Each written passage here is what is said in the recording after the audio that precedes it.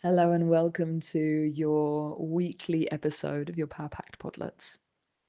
So last week, what I was sharing with you was about the power of knowing thyself and building your business in alignment with your way of being. So that, it's square peg in a square hole versus trying to fit a square peg in a round hole. Let's go a little bit deeper on that. And then I'm going to share something with you afterwards.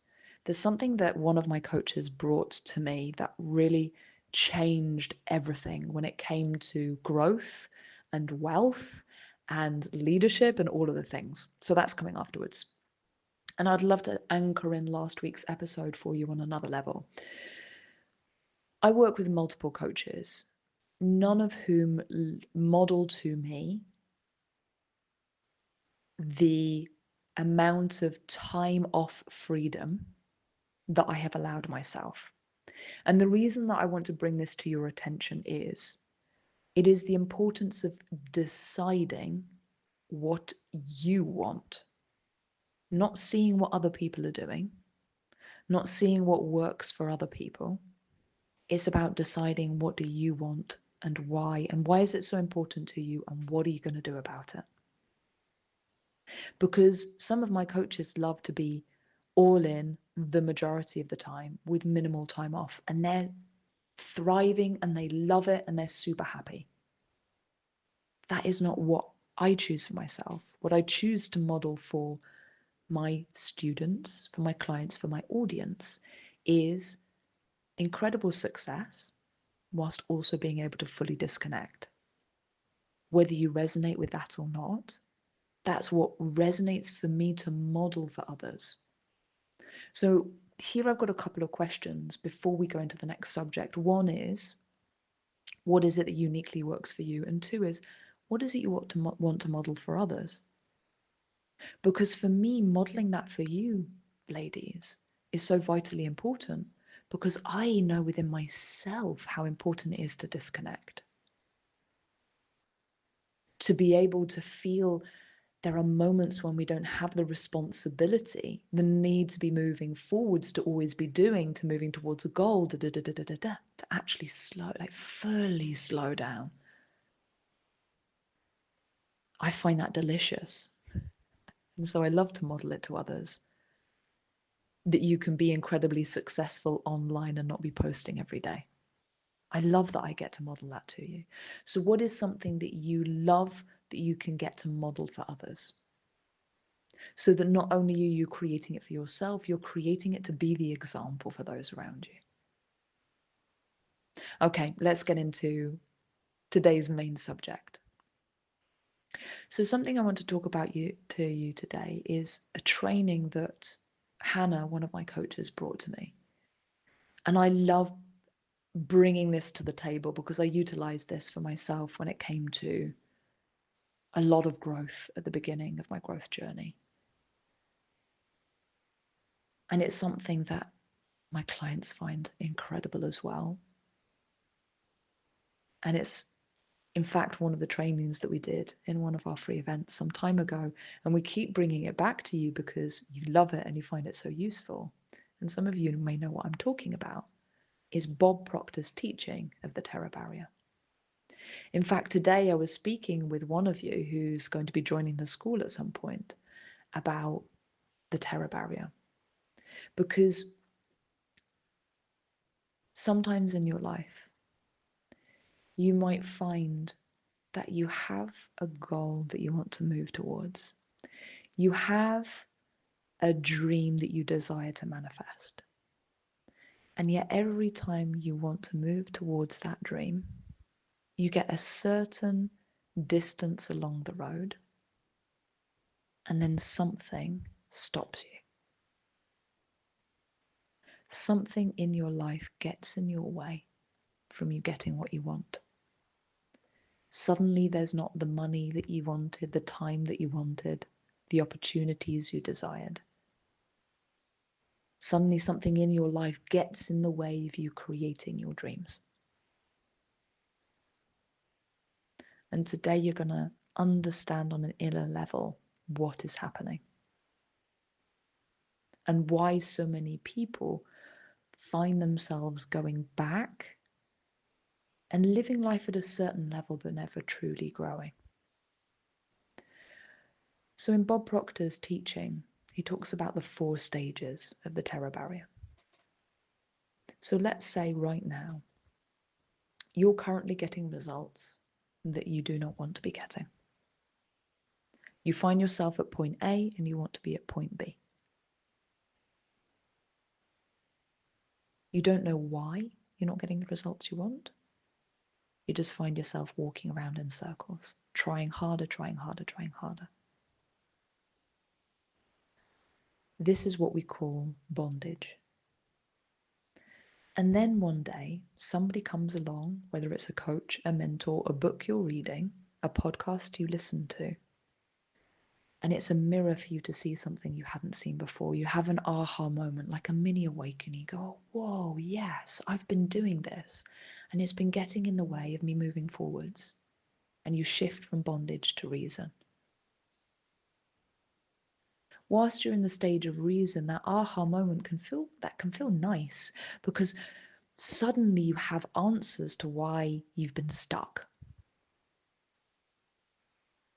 Most people stay between these two because the next stage is what Bob Proctor calls conflict. Once you move from just knowing about the thing to taking action and making changes in your life to take you to level 4, which is called freedom, this is when conflict happens. So you will have found yourself maybe many times in your growth journey in this stage of conflict, where you know where you don't want to be, you know where you do want to be, you know what's getting in your way, you don't seem to be able to get past it.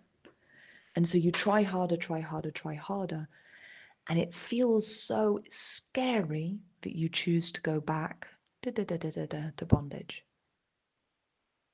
Because what's happening in this season of conflict is what you know, bondage, even though there you know you're not happy, you know what the failure rate is, and that feels like safe failure.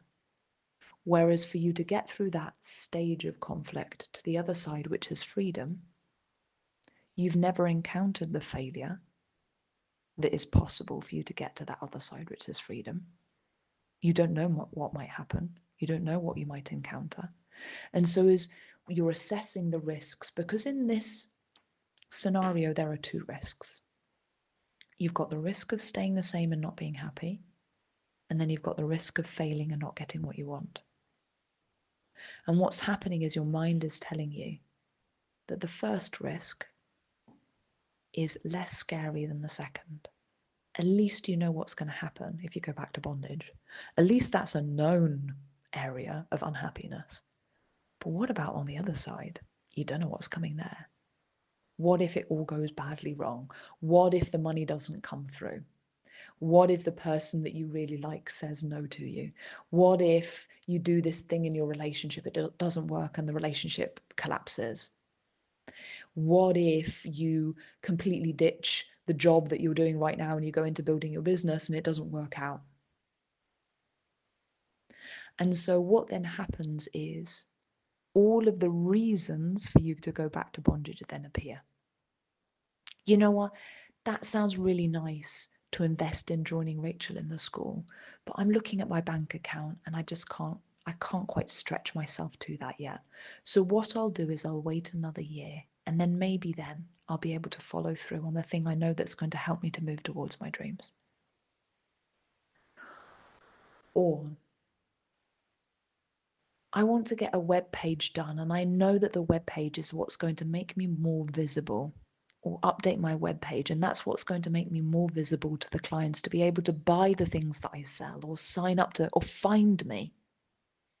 But right now, I'm so busy with my kids and so busy working 2 jobs, and money's a little tight, so I'm just going to wait another year, and maybe then I'll have the time and the funds to be able to invest in the web page. For now, what I'm going to do is I'm going to update the web page myself, and hopefully that will work. And so that comfortable feeling of not stretching yourself that will take you to the level of freedom that you know that you want, instead choosing the easy option, which is not finding the time, not trusting that you will make the money, not stretching yourself financially, and choosing to do what you already know and just repeating a little bit more of the same. And you find yourself sliding back to bondage and then telling yourself, but you know what, this was the best thing to do because, and then your mind fills in the gap. And then for another 6 months, 12 months, 2 years, 5 years, you stay in that place, repeating the same things. So, what is the work here? It is to acknowledge both sets of risks and then ask yourself honestly, which is the one in the long run that scares you the most?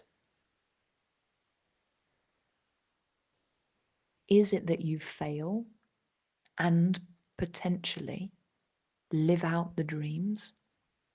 That you meet yourself along the way, you know thyself, you show up for yourself, you build confidence, you make mistakes, you go again, you learn, you grow, you meet new people, you have new experiences, you fail a little bit more, but you're still getting closer to your dreams, and you acknowledge that the dream itself is a signpost on the road to knowing yourself deeper and deeper?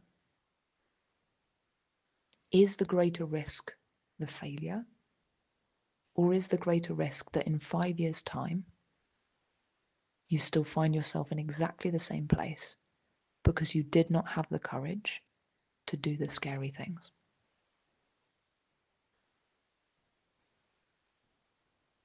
It is to anchor yourself into acknowledging that the greater risk is staying the same. And it is selling yourself that story as you go through the fears and you stretch yourself because you will encounter fear there.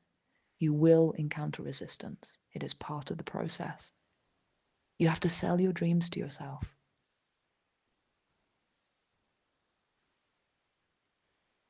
Okay, if you've made it all the way to the end, congratulations, you are committed to listening to the things that serve you to get the results that you want. Now I invite you to take action on that. Because it is one thing to sit on the sidelines and listen to the podlets and listen to the Sassy Summer series. It's another thing to get into spaces that stretch you financially and that stretch you because you are surrounded by other women who are doing the work, who are committed on a whole other level. And that's where transformation becomes your normal.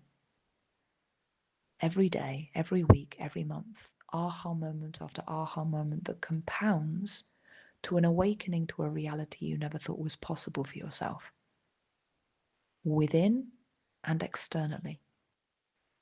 And it happens so naturally and fluidly that the months will pass and it will seem as though not a huge amount has happened until you pause and look back and acknowledge how much has changed.